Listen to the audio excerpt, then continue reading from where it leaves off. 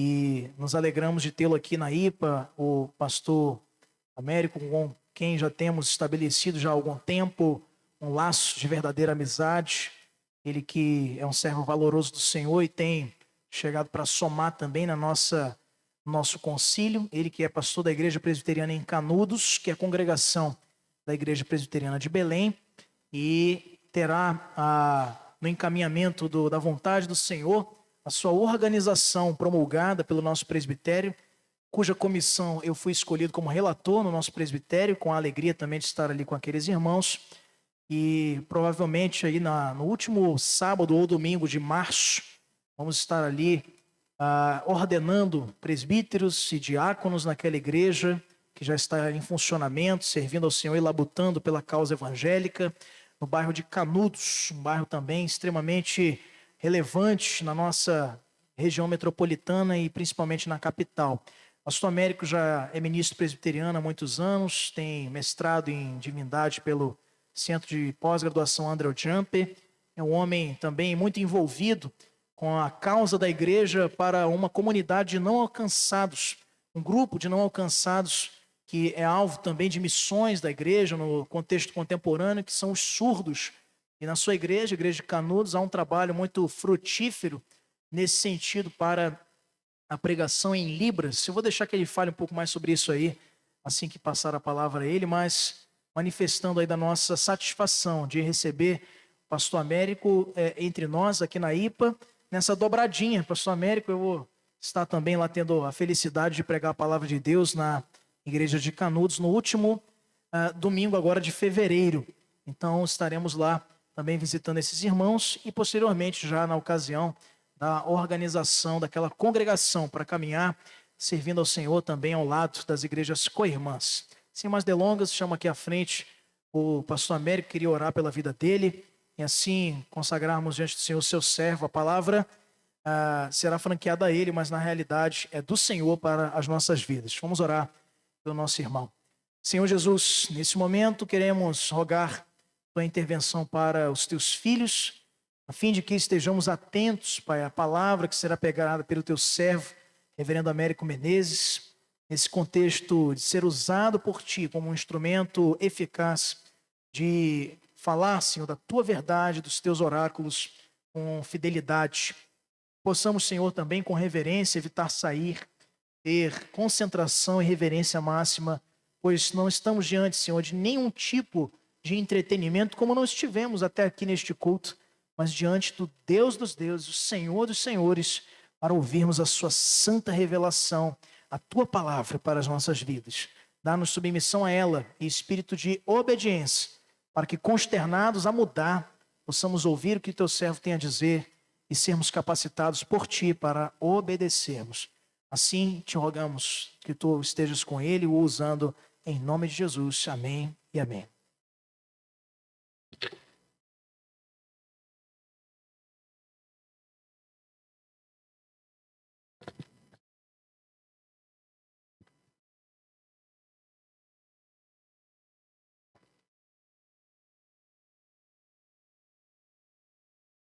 Saúde os irmãos com a graça e a paz do nosso Senhor e Salvador Jesus Cristo. Amém?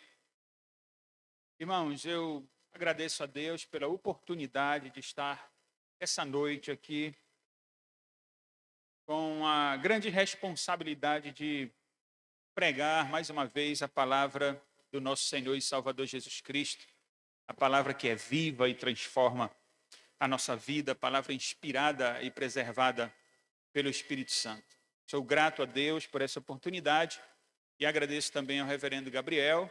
Como ele disse, o Senhor tem nos aproximado, tem nos unido aí, e o reverendo Gabriel tem sido um daqueles que tem me dado de fato a destra da fraternidade, tem abraçado a minha família, o ministério.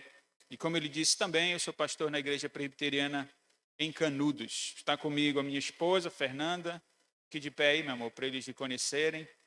Mateus Américo, meu filho de 13 anos, fica de pé, Mateus. Amanda, Raquel, de 10 anos, e Ana Laura, que ela está aí, ela foi lá para a sala das crianças para receber instrução lá também. Então, Eu convido os irmãos a se colocarem de pé para nós lermos a porção da palavra do Senhor que se encontra no Evangelho de Marcos. Evangelho de Marcos, no capítulo 12. Evangelho de Marcos, capítulo 12. Eu vou ler os versos que, com a graça do Senhor, nós estaremos considerando nesta noite. Marcos, capítulo 12, eu lerei do verso 41 ao verso 44. Os últimos versos deste capítulo. Marcos, capítulo 12, do verso 41 ao 44, diz assim a palavra do Senhor. Sentado diante da caixa de ofertas, Jesus observava como o povo lançava ali o dinheiro. Ora, muitos ricos depositavam grandes quantias. Vindo, porém, uma viúva pobre, lançou 2 pequenas moedas correspondentes a 1 quadrante.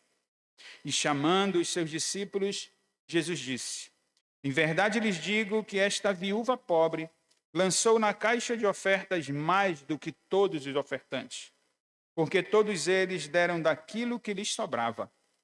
Ela, porém, da sua pobreza deu tudo o que possuía, todo o seu sustento. Amém. Vamos orar, pedir a bênção de Deus para a pregação da sua palavra esta noite. Pai eterno, Deus bendito de eternidade e eternidade, te louvamos e bendizemos ao Senhor por este culto que a ti prestamos, porque só o Senhor é digno de adoração. Pedimos, Senhor, a tua misericórdia, a tua bondade para conosco, a ponto de falar, Senhor, ao nosso coração. Tua palavra está aberta, Senhor, que ela não esteja apenas diante dos nossos olhos, mas que ela desça ao nosso coração, transformando, Senhor, o nosso interior, mudando, Senhor, a nossa vontade, o nosso desejo, para que nós sejamos moldados à estatura do varão de Cristo, nosso Senhor bendito, de quem fala esta porção, Senhor. Obrigado, Pai, pela vida do reverendo Gabriel, por esta igreja, pelo conselho, pela diaconia e todos os irmãos que aqui te servem, Senhor. Que o Senhor traga prosperidade material, financeira, espiritual para esta igreja. Que o Senhor mantenha esta porta do Evangelho aberta para que os teus eleitos, Senhor, aqui sejam edificados, aqueles que ainda não foram alcançados, que sejam alcançados pela pregação da tua palavra, pela evangelização, Senhor, da tua vontade, que é boa, agradável e perfeita. Perdoa, Senhor, os nossos pecados e nossas falhas, e eu te peço, Pai, isso em nome de Jesus. Amém. Os irmãos podem sentar. Eu quero dizer que é muito bom estar aqui na IPA, Igreja Presbiteriana em Ananindeua, que tem 50 anos. Tem alguém aqui que está desde o início da igreja aqui, desde a fundação? Tem alguém? Tem algum membro que tem 40 anos, 30 anos de Igreja Presbiteriana de Ananindeua? Tem uma irmã, 20 anos, 10 anos, 5 anos. Eu ouvi dizer que esta igreja, este templo, os instrumentos musicais, o púlpito, o microfone, o tapete, a mesa da ceia, o retroprojetor, a tela, tudo isso caiu do céu. Eu ouvi dizer que foi assim que surgiu a IPA. E de repente tudo isso caiu do céu, Presbítero Santos. E então foi se montando e surgiu a Igreja Presbiteriana de Ananindeua. Vocês sabem me dizer se isso é verdade? Não é verdade, não é? Tudo o que tem aqui foi comprado. Ou doaram, não é? Mas mesmo os que doaram, compraram. E esses materiais não foram comprados pelo sangue de Jesus. Nós fomos comprados pelo sangue de Jesus. Todos esses materiais que compõem o prédio, todos os materiais que são usados para a realização do culto, foram comprados com dinheiro. Não se pode ter nada neste mundo sem dinheiro. O reverendo Gabriel me deu uma missão muito importante, muito desafiadora. Geralmente, quando nós somos convidados a pregar numa igreja, nós escolhemos algum texto que, vamos dizer assim, seja a bênção para a igreja. Não que este não seja, mas dificilmente alguém convida um pastor e diz assim: olha, eu quero que você pregue sobre dízimos e ofertas. Irmãos, não porque esse assunto seja irrelevante, mas nós temos que admitir que falar de finanças não é fácil, pelo menos por 3 razões.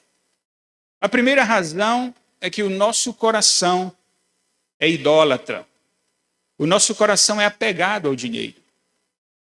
Isso traz dificuldade para falarmos sobre dinheiro na igreja.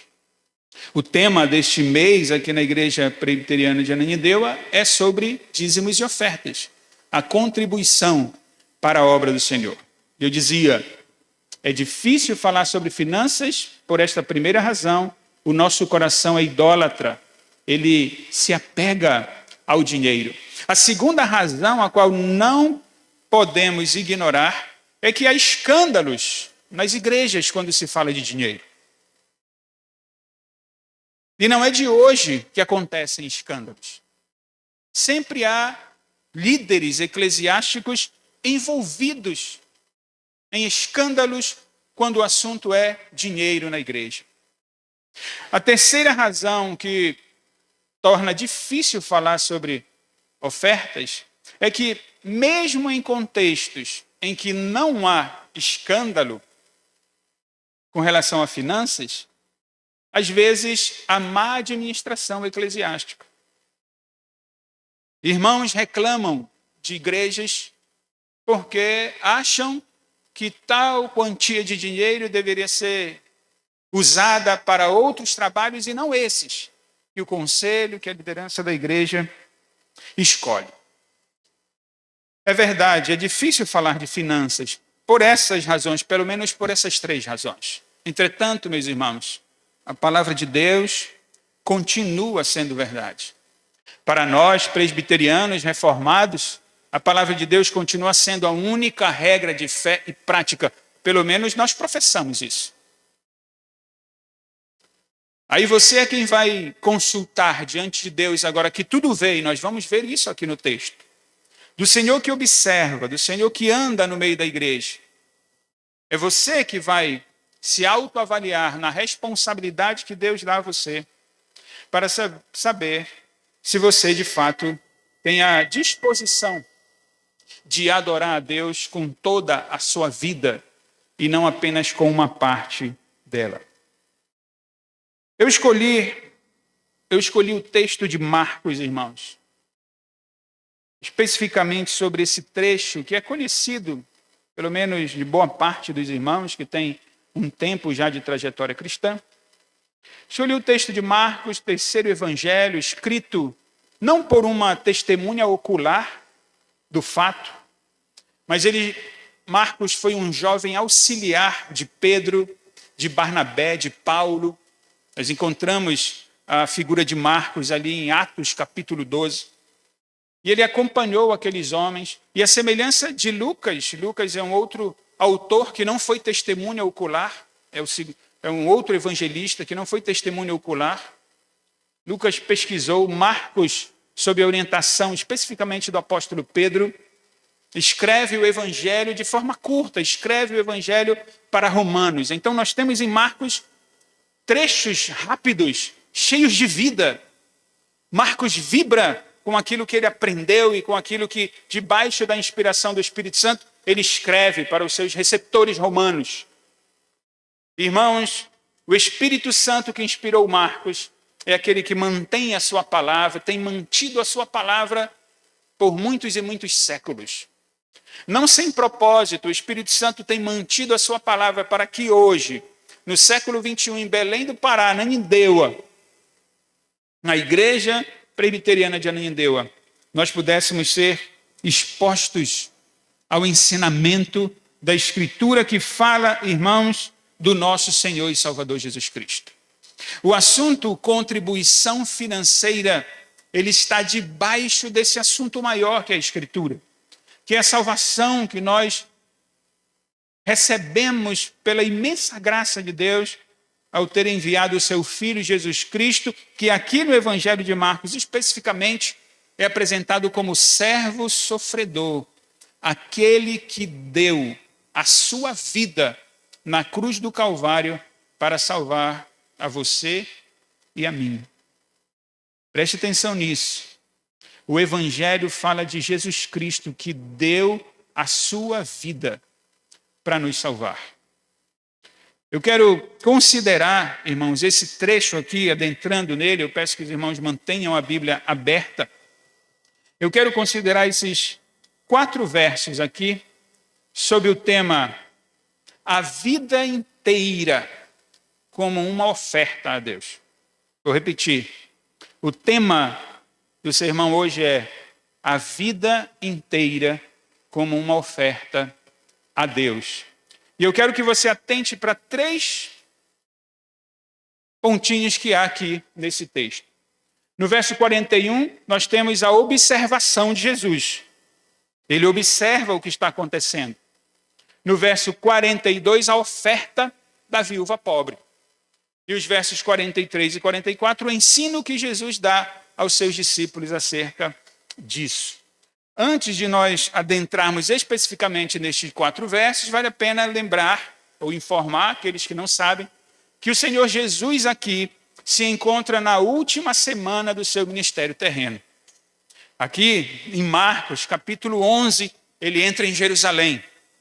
Ele dá início então àquela última semana do seu ministério terreno, última semana do ministério terreno que culminaria na sua morte e na sua ressurreição. Para isso ele foi enviado ao mundo, para depois de fazer discípulos, ordenar que eles fossem e continuassem a fazer discípulos, Cristo, o Deus vivo, encarnado, fosse à cruz do Calvário entregar a sua vida para que você e eu tivéssemos vida abundante.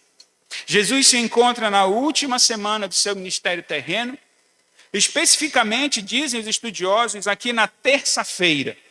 No domingo ele purificou o templo. Agora, na terça, ele está no último momento em que ele se encontra dentro do templo. No verso 15 do capítulo 11, ele entrou no templo em Jerusalém. E aqui nós temos a última ação de Jesus.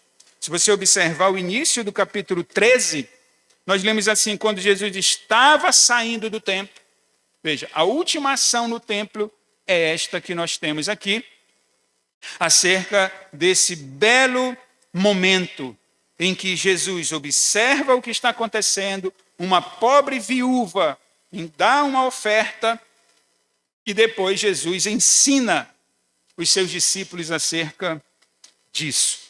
Depois daqui, Jesus irá para a cruz, como já foi mencionado, para entregar a sua própria vida. Mantenham, por favor, irmãos, a Bíblia aberta e vamos acompanhar esses 4 versos, olhando em primeiro lugar para a observação de Jesus. O texto diz assim: sentado diante da caixa de ofertas, Jesus observava como o povo lançava ali o dinheiro.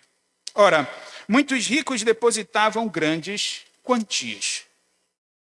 Aqui Jesus se encontra, como eu já disse, no templo, especificamente num local chamado Pátio das Mulheres.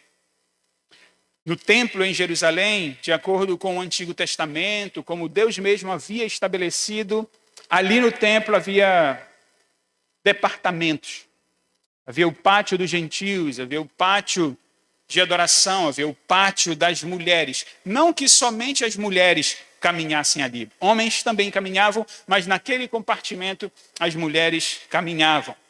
Elas poderiam adentrar o templo. Os irmãos sabem que no culto do Antigo Testamento, as mulheres ficavam separadas dos homens e havia esse compartimento onde as mulheres podiam adentrar. Presta atenção, esta mulher ou estas pessoas, melhor, estão adentrando o templo. O templo, sobretudo no Antigo Testamento, e ainda aqui quando estamos na transição da administração da antiga para a nova aliança, o templo ainda é importante. Ainda que o Senhor Jesus tenha dado início a uma nova administração, o templo ainda é importante. E essas pessoas estão no templo para adorar a Deus. E essa mulher entra no átrio das mulheres e ela vai para fazer uma oferta, os ricos vão fazer uma oferta e Jesus fica observando. Jesus observa o que cada um está fazendo ali naquele momento. O versículo que nós estamos considerando, o 41, diz que, ora, muitos ricos depositavam grandes quantias. Que bom, nada mais justo do que isso. Paulo diz, escrevendo aos Coríntios, a sua segunda epístola, quando ele trata da generosidade das ofertas, Paulo diz no capítulo 8, segundo aos Coríntios, capítulo 8, versículo 12, ele diz assim, porque se há boa vontade, a oferta será aceita conforme o que a pessoa tem e não segundo o que ela não tem. Ora, alguém que abre mão de um valor e doa com boa vontade, diz o apóstolo Paulo, inspirado pelo Espírito Santo, ora, isso é levado em consideração, o que a pessoa tem, não o que ela não tem.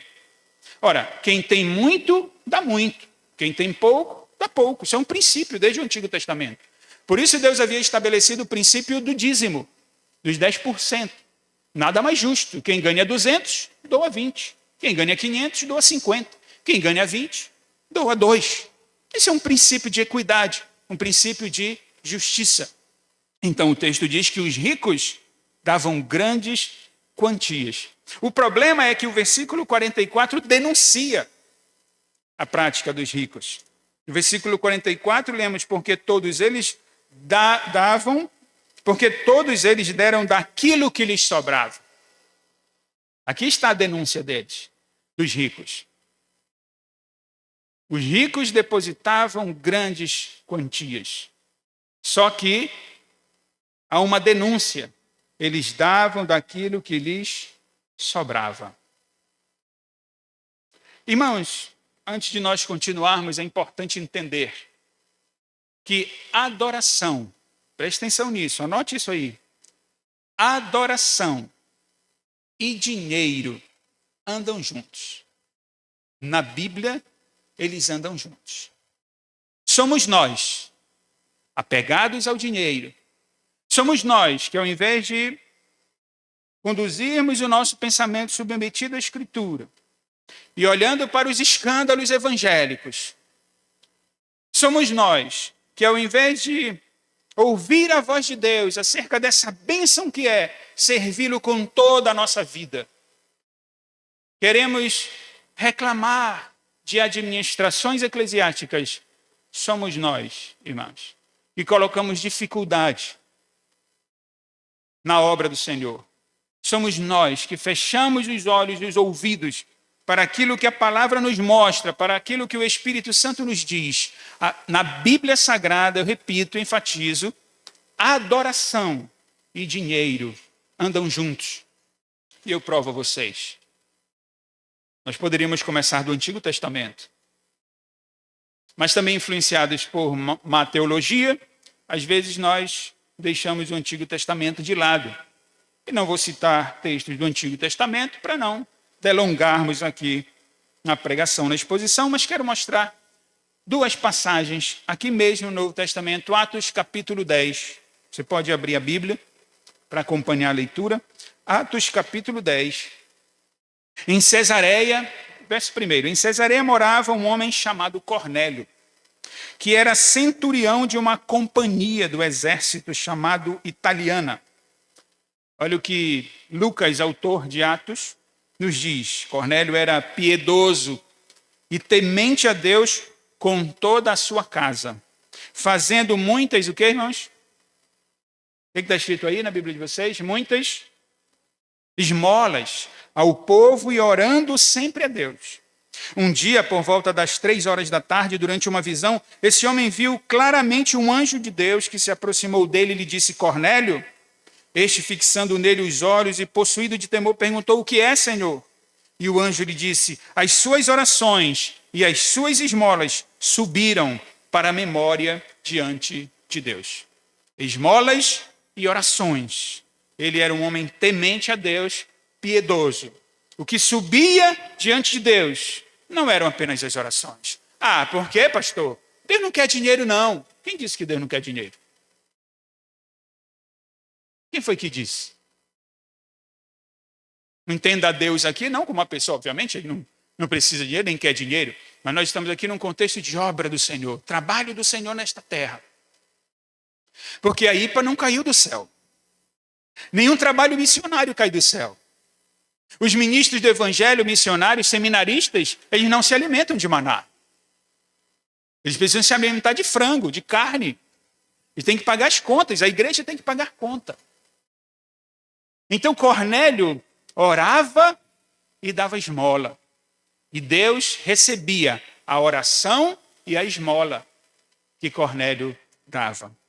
Paulo escrevendo aos Coríntios, 1 aos Coríntios agora no capítulo 16, ele diz assim: quanto à coleta para os santos, façam também vocês como ordenei às igrejas da Galácia, no primeiro dia da semana. O primeiro dia da semana qual é, irmãos? É o domingo. Domingo é o que? É o dia do Senhor, é o dia da ressurreição, é o dia do culto. E Paulo diz assim: no culto, no dia do culto, no primeiro dia da semana, tragam as ofertas de vocês. Permitam-me elucidar o significado brevemente de esmolas e ofertas aqui nos textos que nós lemos. É preciso explicar porque esmola no nosso contexto é o quê? É aquele dinheirinho, 5 centavos, 10 centavos, baixa o vidro do carro e dá para alguém que pede. Só que essa não é a ideia no texto original grego. Esmola tem o sentido de ajuda financeira, mais profundamente falando de algo que você dá e não quer receber em troca. Carrega a ideia ainda de ajudar o necessitado, carrega ainda a ideia de contribuir para a obra do Senhor. Isso é traduzido como esmola aqui em Atos capítulo 10, como eu disse a vocês.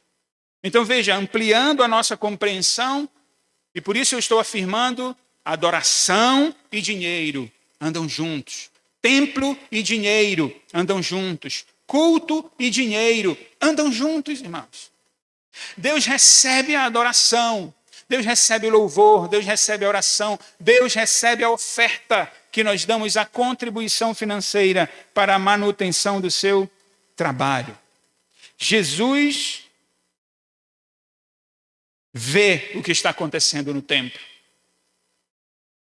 Apocalipse, capítulo 1, versículo 13, capítulo 2, verso 1, nos diz que Jesus, o Jesus ressuscitado, porque João vê Jesus ressuscitado em Apocalipse. E ali nós lemos que Jesus anda no meio das igrejas. Você crê nisso? Que Jesus anda no meio das igrejas? Você acredita que Jesus está aqui agora? Você acredita que Jesus está vendo e observando o nosso culto? E será que ele está vendo o momento em que o grupo de louvor estava cantando, o reverendo Gabriel dirigindo o culto, e todo mundo alegre, feliz, adorando? E quando chegou o momento da oferta, Jesus, com toda a reverência, Jesus virou o rosto assim e disse assim: não, essa parte não me interessa, essa parte não é relevante para o meu trabalho. Será que é assim? Dízimos e ofertas fazem parte do culto, do nosso culto, da nossa adoração, do nosso serviço a Deus. É por isso que nós temos aqui a realidade que Jesus ali estava sentado diante da caixa de ofertas. Na versão revista atualizada mantém a palavra mais antiga, gasofilácio, que ali era a casa do tesouro. Era a caixa do tesouro, melhor. E ali naquele local, já adentrando no verso 42 para ver a oferta da viúva pobre, da pobre viúva, ali diz os estudiosos que havia 13 recipientes, numa forma de uma campana de trompete. E havia 13 no templo. 9 delas, diz a tradição, que em 9 delas estava escrito assim: ofertas ao Senhor. E em 4 das 13 havia escrito ofertas aos pobres. Bom, não sabemos em qual recipiente a viúva colocou a sua oferta, mas com certeza a sua oferta ou foi para o trabalho no templo ou foi para os necessitados. E à luz do que lemos em Atos capítulo 10, o Senhor recebe a adoração e recebe também as contribuições financeiras. E olhemos agora então para a oferta da viúva pobre, depois de ter entendido que Jesus está observando o culto. Jesus está observando cada movimento nosso, cada pensamento. cada ato realizado. Jesus está olhando para nós. E no versículo 42, olhando para a oferta, nós lemos, vindo, porém, uma viúva. Obviamente, isso aqui contrasta grandemente com o verso anterior. Vindo, porém, uma viúva pobre, lançou 2 pequenas moedas correspondentes a um quadrante. Você percebeu que essa viúva é pobre? Vale a pena ainda elucidar que pobre aqui, viúva aqui, não é a viúva dos nossos dias. Dentre nós pode haver viúvas. No nosso contexto, onde vários direitos, e louvado seja Deus por isso, uma viúva pode ter pensão do marido falecido. Uma viúva pode ter um emprego. E um emprego muito bom, inclusive, com alto salário. Uma viúva pode ter direitos, mas aqui não. Aqui, as mulheres dependiam totalmente dos homens. E já era ruim a situação de uma viúva. Ela não apenas deixava de possuir recursos financeiros, mas 99% dos casos ela era marginalizada. Porque na sociedade dessa época, a mulher só tinha valor se ela tivesse um homem do lado dela. Ela é viúva e, como se não bastasse, ela é pobre. Ela não tem recursos. E o texto diz que ela depositou, ela lançou em um daqueles recipientes 2 pequenas moedas. Essas 2 pequenas moedas eram as moedas menores de todas as que existiam. Eram as moedas mais finas de todas as que existiam na época e as de menos valor. Diz a tradição judaica que era a menor oferta aceita no templo. Não tinha uma oferta menor que essa. Essa era a menor oferta possível. E Marcos, como escreve para Romanos, ele explica aqui que equivalia a um quadrante. Um quadrante era 64 avos de um salário diário de um trabalhador pobre. Irmãos, o que a viúva dá é muito pouco. É o mínimo possível. Só que assim como nós encontramos no versículo 44 a denúncia contra os ricos que depositavam grande quantia, nós temos aqui uma informação sobre a viúva no final do versículo 4, que disse que da sua pobreza deu tudo o que possuía, todo o seu sustento. Vamos parar um pouco aqui e pensar. Espera aí. Quer dizer que a pobrezinha, a viúva pobre, tem 2 moedas. Tá certo? Ela é pobre. É tudo o que ela tem, irmãos. Tudo. Ela não tem a sua conta bancária, ela não tem o seu carro, ela não tem a sua bicicleta, ela não tem o seu plano de saúde. Ela não tem, ela tem 2 moedas, é tudo o que ela tem. Vamos parar para pensar um pouco? Ela poderia ficar com uma, não poderia? Alguém poderia até teologizar em cima disso. Não, irmã, olha, não precisa dar tudo. Deus sabe que você está necessitado. Você tem 2, dê uma. Deus já vai ficar feliz com uma moeda. Para que dar 2? Isso é fanatismo religioso. Isso aí deve ser o sacerdote do templo falando para você dar tudo o que você tem. Eu sei, irmãos. Eu sei que tem muita igreja aí, falsa igreja, que está extorquindo dinheiro. Mas nós estamos pregando numa igreja presbiteriana, séria, reformada, onde os irmãos veem o trabalho sendo realizado. Eu dizia, ela poderia ficar com uma. Mas o texto diz que ela deu todo o seu sustento. Ela deu tudo. Em outras palavras, ela deu a vida dela, irmãos. Ela deu a vida delas. Por isso que o tema do sermão é a vida inteira como uma oferta a Deus. Ela deu tudo o que ela tinha. Sabe por que ela deu tudo? Porque ela, ao lançar naquele gasofilácio as 2 moedinhas, aquela mulher demonstra a fé que ela tinha em Deus. Ela demonstra a adoração que estava no coração dela. Ela demonstra o amor que ela tinha pelo Senhor, pelo dono da obra. E ela demonstra ainda, irmãos, uma total dependência do Senhor. Que muitas vezes você e eu não queremos fazer. Insistimos em dar desculpas para Deus. Eu já dei muita desculpa para Deus, Senhor. Você sabe que eu estou apertado. sabe que eu errei por isso, por aquilo, não administrei bem meus bens, e agora não dá para devolver o dízimo, não dá para ajudar na oferta. Ora, irmãos, permitam-me, que Deus tem a ver com isso, irmãos. O que a obra do Senhor tem a ver com isso? Eu vinha conversando com a minha esposa no carro hoje pela manhã, quando saímos da escola dominical, quando íamos, eu acho, para a escola dominical. Eu estava dizendo aí interessante que quando, imagine você na sua casa, você está apertado no mês, zerou já, meio do mês o dinheiro todo, e aí bate um vendaval e a telha voa. O que é que você vai fazer? Vai consertar a telha, não vai? Ou você vai dizer assim, não vai dar para consertar a telha. Você vai ter que consertar a telha. Por quê? Porque a telha tem que ser consertada. É igual o carro. O carro dá problema, está apertado o salário no mês, dinheiro já acabou, mas vai ter que consertar o carro. Por quê? Não dá para viver sem carro. Não dá para viver sem carro mesmo. Mas nós criamos isso.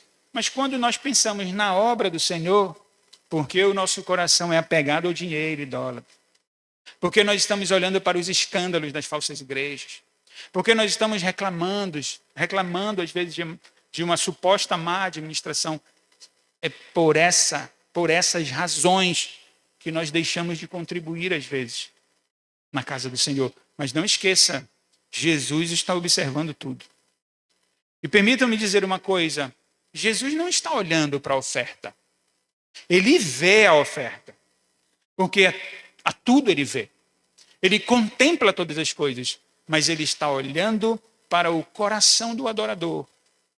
Ele está olhando para o coração daquele que o serve. Irmãos, como é que tem sido a nossa contribuição? Quando você vem à frente para colocar a oferta, devolver o dízimo, ou quando você faz a transferência via Pix para a conta bancária da igreja, qual é a motivação do seu coração? Você está fazendo isso para que pessoas vejam?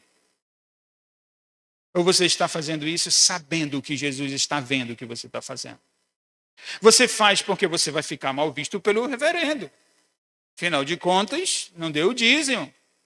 Ou você está, de fato, pensando que o autor, o supremo pastor, o Senhor Jesus Cristo, aquele que foi à cruz dar a sua vida por você, está vendo você? Você dá por constrangimento, você dá de uma forma tacanha, com pena, ou você dá com alegria? Ou você dá entendendo que privilégio, que honra eu participar desse projeto? Você já parou para pensar que esse projeto pode durar 10, 20, 100, 200, 300, 400, 500 anos? Já parou para pensar nisso? É possível. É possível. Porque nós não somos donos do tempo. É Deus que sabe. Deus tem pessoas para alcançar. Deus tem pessoas para se revelar a elas. Então, irmãos, veja, nós vimos que Jesus está observando, nós vimos a oferta da viúva e tiramos lições já daí para entender que para onde Jesus realmente olha para o meu coração. Não é para a quantidade de dinheiro que eu dou. Não é. Veja, eu não estou dizendo que isso seja irrelevante. Isso conta, dependendo do tamanho da conta que a gente tenha para pagar, do projeto que nós queiramos fazer. O reverendo Gabriel disse, eu estou numa igreja recém-formada, igreja presbiteriana em Canudo. Nós somos uma igreja pequena. Hoje, na prestação de contas, eu disse aos irmãos, Deus tem me dado sonho de igreja grande agora. Não é não é criar império não, irmãos. É porque quanto mais pessoas forem alcançadas, mais servos teremos, mais missionários teremos. A gente não tem dinheiro, irmãos, lá. A gente paga a conta do mês, graças a Deus por isso. Guarda um pouquinhozinho. Mas eu disse, eu quero uma igreja grande, que dê vários irmãos louvando a Deus. Queremos ter um projeto de esporte para o bairro, para a sociedade. Queremos ter trabalhos de evangelismo, mais pastores, mais ministros, não é? Mais seminaristas. É isso que nós queremos. O trabalho do Senhor tem que avançar. O reino de Deus é semelhante a um grão de mostarda. Pequenino assim, quando planta, vira uma grande árvore. e pássaros do céu se aninham. Isso é o reino de Deus. O reino de Deus é semelhante a um pouquinho de fermento que se põe numa massa e leveda toda a massa. Isso é o reino de Deus. Nós queremos ver o reino de Deus sendo ampliado. E para isso a necessidade de pessoas, a necessidade de lugares, pelo menos no nosso contexto, não é? Então, indo para o último ponto, e terceiro ponto, olhando para o ensino que Jesus fez. Nós vimos que Jesus observa, vimos que a viúva deu uma oferta em contraste com o que faziam os ricos, e nós temos então nos versos 43 e 44, já fiz referência ao 44, o ensinamento de Jesus. E chamando os seus discípulos, Jesus disse: em verdade lhes digo que esta viúva pobre lançou na caixa de ofertas mais do que todos os ofertantes, porque todos eles deram daquilo que lhes sobrava. Ela, porém, da sua pobreza, deu tudo o que possuía, todo o seu sustento. Jesus é o mestre. Como Deus, nada acontece por acaso. Como Deus, nada faz por acaso. Como Deus, ele dirige as situações. E ele, como Senhor do tempo e Senhor sobre todas as vidas, ele fez com que aquilo acontecesse no templo, onde ele tivesse ao lado os seus discípulos. Aquele grupo menor de 12, a quem ele amava. Ele está ensinando, ele aproveita aquela situação para ensiná-los. Mas, irmãos, nós cremos na Escritura como palavra viva hoje. Nós não nos aproximamos de um texto bíblico apenas em seu aspecto pretérito. Ah, que coisa legal aconteceu lá no passado. Vamos tirar lição disso. Não é só isso. O Jesus que ensinou os discípulos há 2025 anos, lá no templo, é o mesmo que está aqui ensinando você, por intermédio desse miserável pregador aqui.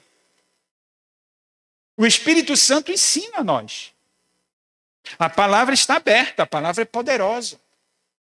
Diz a teologia reformada que quando o ministro prega fielmente, ele é a vox dei, a voz de Deus. Deus falando com a igreja. Irmãos, Deus nos ama tanto. Tanto que ele não nos permite andar em trevas espessas. Que mesmo nós querendo, Senhor, mas está difícil, não dá para dar esse mês, não dá para dar dinheiro, e o Senhor insiste e diz assim: vai, meu servo. Faz como a viúva. A viúva demonstrou o que eu disse? Fé, adoração, amor e total dependência de Deus.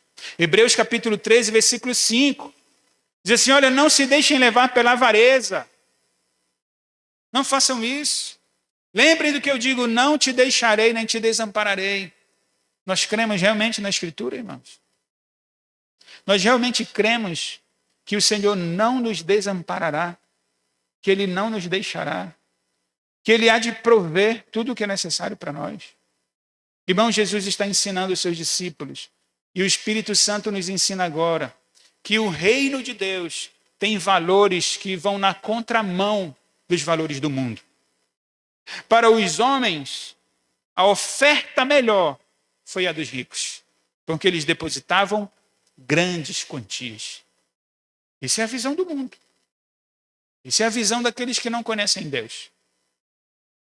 Só que o Espírito Santo nos diz que a oferta, que foram 2 moedinhas, as mais finas, as menores, as de menos valor, essa oferta foi maior do que a oferta dos ricos. Por quê? Porque ela deu tudo o que ela tinha. Porque ela deu o sustento dela. Eu sei que às vezes pode soar duro, mas eu li o boletim que o reverendo Gabriel me deu na reunião do presbitério. Eu fui para casa, li todo o boletim, vi meu nome lá, fiquei feliz. Vi o que o reverendo Gabriel escreveu, coração do pastor. E eu sei que pode soar duro às vezes quando o pastor diz assim: Deus não precisa do seu dinheiro. E ele está falando de fato para chocar, não é? Para dizer assim: ó, se você quer dar de forma mesquinha, eu já cheguei a falar isso para alguém, nem dê. Nem dê. Porque de fato o Senhor Jesus tem valores maior do que o nosso, do que o seu. Então, a solução, irmãos, não é, então eu não vou dar. Não, porque não é isso que o Espírito Santo quer nos ensinar. Ele quer fazer de nós um verdadeiro adorador, alguém que entrega a sua vida toda para Deus. Não é apenas parte dela. Jesus está dizendo, a oferta da viúva foi maior, foi melhor, porque ela deu tudo o que ela tinha. Valores do reino na contramão dos valores do mundo. Eu quero concluir reforçando alguns pontos que eu mencionei, tirando 3 lições para nós. A primeira é, Deus não vê aparência, irmãos. Deus não vê aparência. Jesus observa todos os que estão no templo, todos os que estão adorando. Estendendo um pouco aqui, vale a pena lembrar que o nosso culto não se resume a um tempo. Ele é a nossa vida. Eu apliquei para cá porque o texto está falando de um templo, mas vale a pena lembrar que é uma vida toda de adoração, corandel, diante de Deus, diante da face de Deus. Deus não vê aparência, Deus não quer saber da aparência. E aqui eu me refiro à quantidade de dinheiro. Deus não se impressiona com isso. O dízimo do irmão é 5.000. O dízimo da irmã ali é 3.000. Deus não olha para isso. Por quê? Porque a Bíblia diz, desde o Antigo Testamento, que devemos adorar a Deus com toda a nossa força, com todo o nosso entendimento, toda a nossa alma, de todo o nosso coração. E nós devemos assim fazer, irmãos. Entenda que a adoração e dinheiro andam juntos. Eu não adoro a Deus com toda a minha força, com toda a minha alma, com todo o meu coração, com todo o meu entendimento, tocando, que é uma beleza. Ou dirigindo um culto. Ou abrindo uma porta, fechando uma porta, ou pregando para os pastores, não é? Como se Deus olhasse só para esse compartimento da nossa vida. Como se Ele não olhasse para o nosso bolso, como se Ele não olhasse para a nossa contribuição. Não é assim que Deus faz. Ele vê o todo, Ele quer o todo.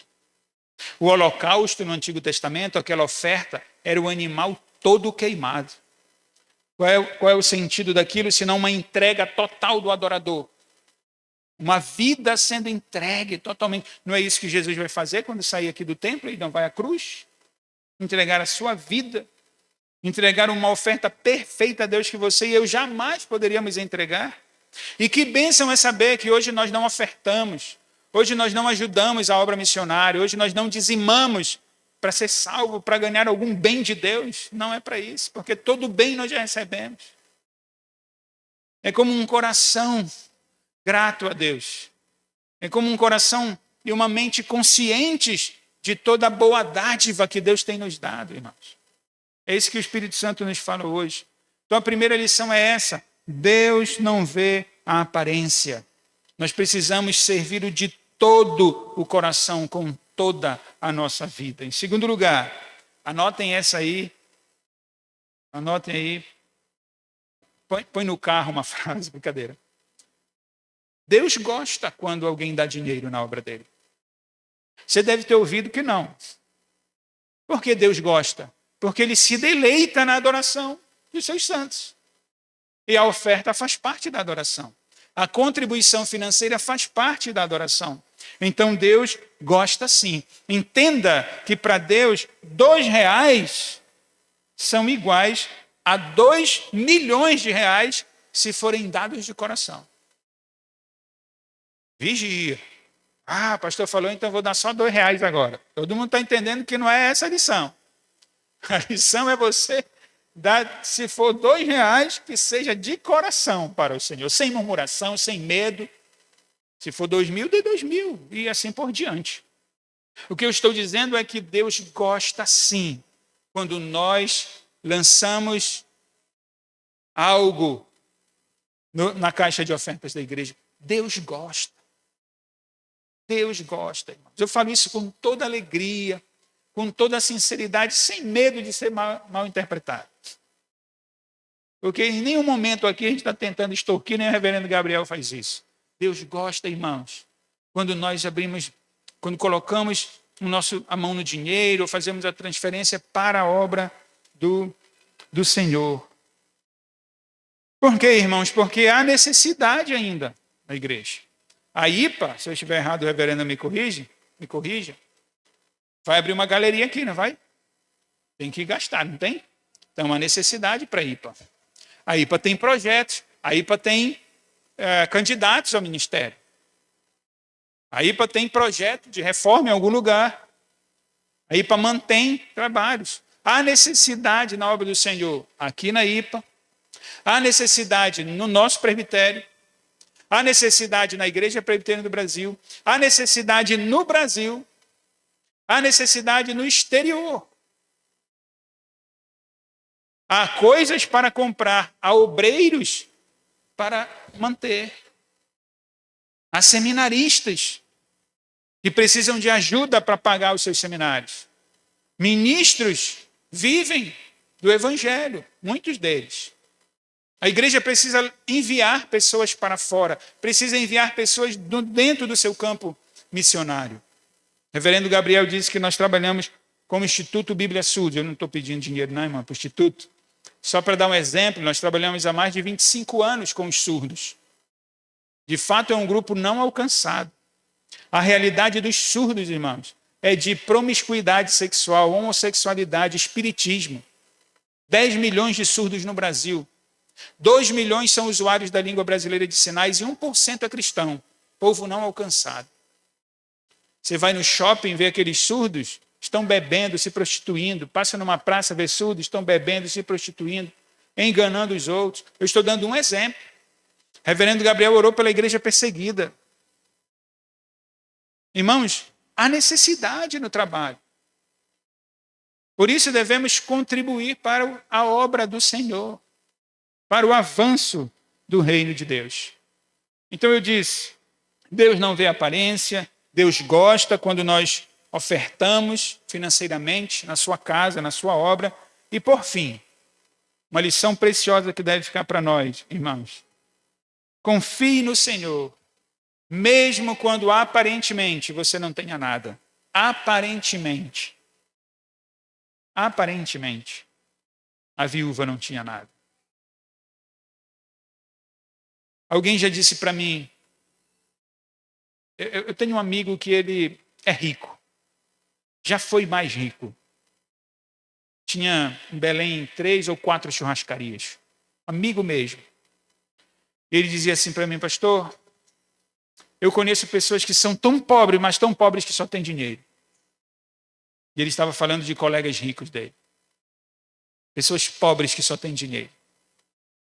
Os pobres aqui, no reino de Deus, no valor monetário do céu, eram os ricos que depositavam grandes quantias. Irmãos, ainda que aparentemente você não tenha nada, vocês não tenham nada, confiem no Senhor. Confiem no Senhor, isso é suficiente. Jesus prometeu lá em Mateus 28, 20, e este estarei convosco todos os dias até a consumação dos séculos. Isso é suficiente, irmãos. A presença de Jesus para nós é suficiente. Que o Senhor tenha misericórdia de nós. Que o Senhor, como eu orei no início, mude o nosso interior. Transforme as nossas vontades.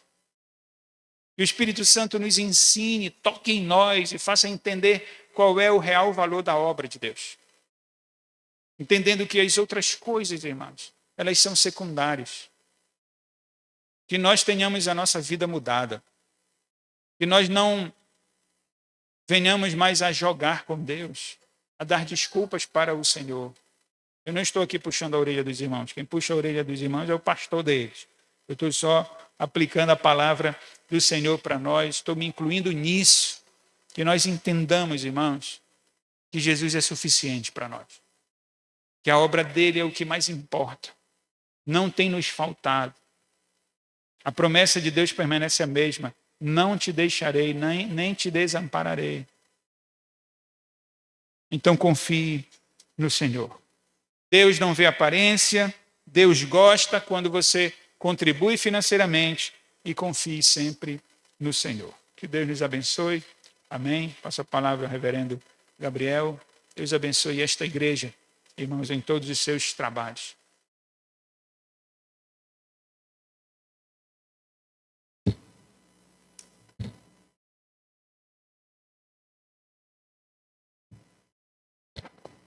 É reconfortante recebermos também da palavra e sermos alimentados por servos valorosos do Senhor que não, vamos dizer assim, tentando fugir dos temas, apresentam-os conforme a palavra de Deus nos ensina.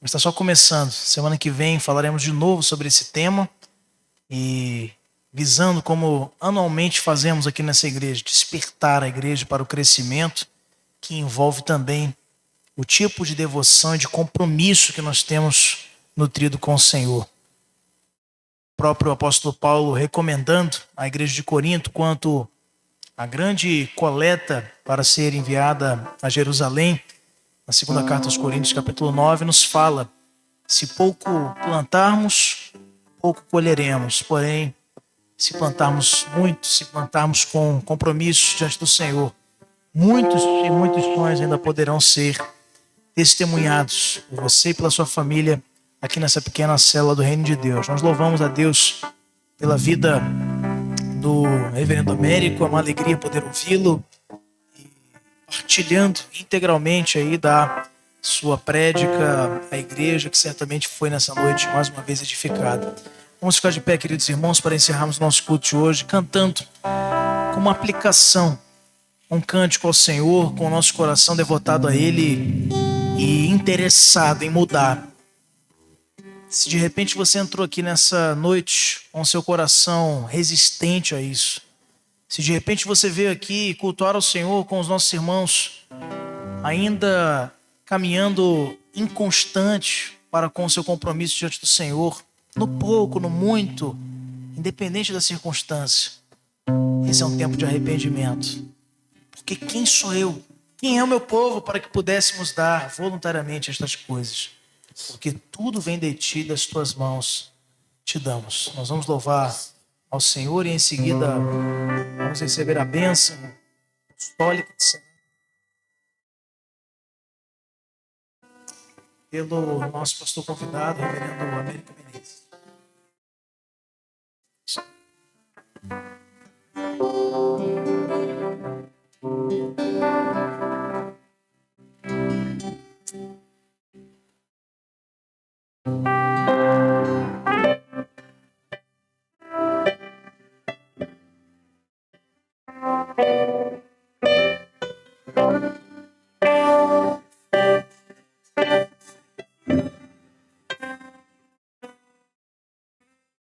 Tudo a ti, Jesus,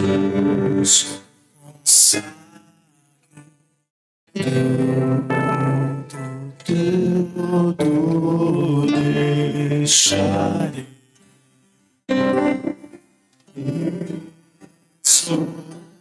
Tudo mais submisso sempre agir, sempre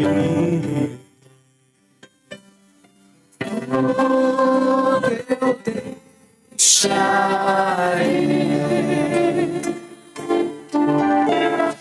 Tudo entregarei.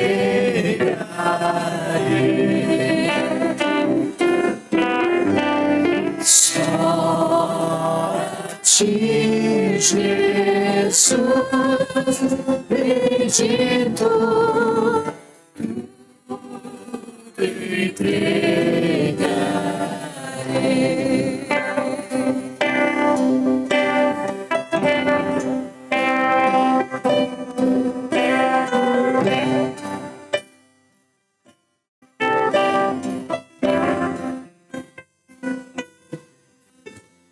Tudo a ti, Jesus, consagro,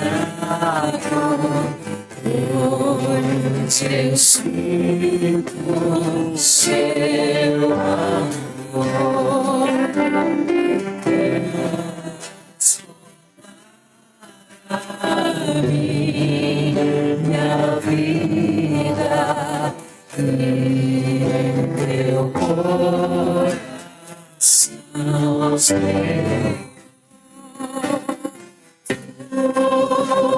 eu deixarei,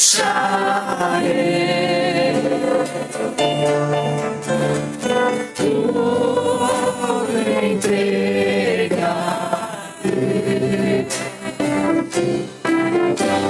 só a ti, Jesus bendito, tudo entregarei.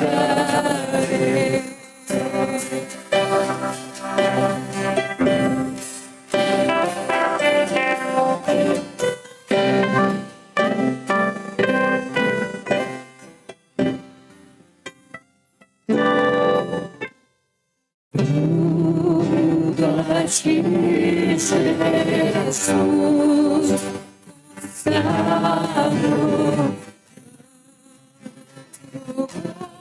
Senhor, meu Senhor, perfeita paz, completa glória, Salvador, tudo entregarei, tudo entregarei,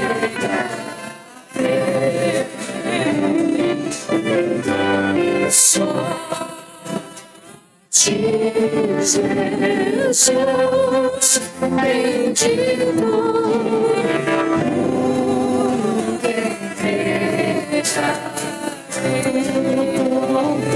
só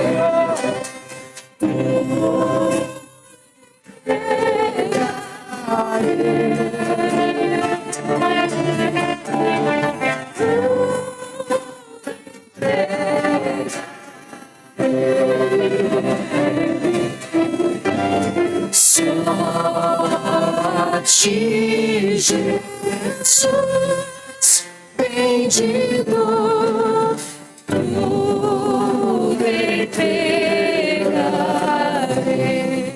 Vamos afirmar com as nossas vozes, assumindo compromisso com Ele. Tudo entrega. Ele não quer só o resto, Ele quer a tua vida inteira. Tudo entregarei.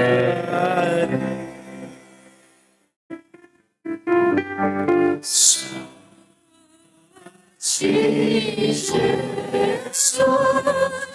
bendito, tudo entregarei,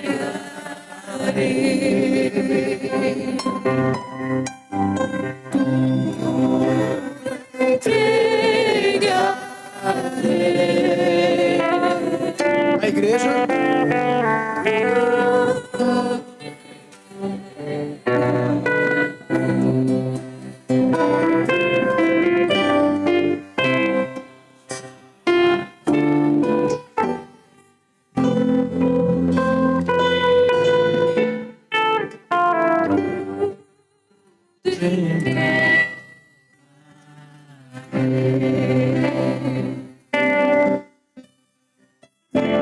Que o microfone seja levado ao nosso irmão presbítero José de Ribamar Santos, que vai nos elevar a Deus em oração.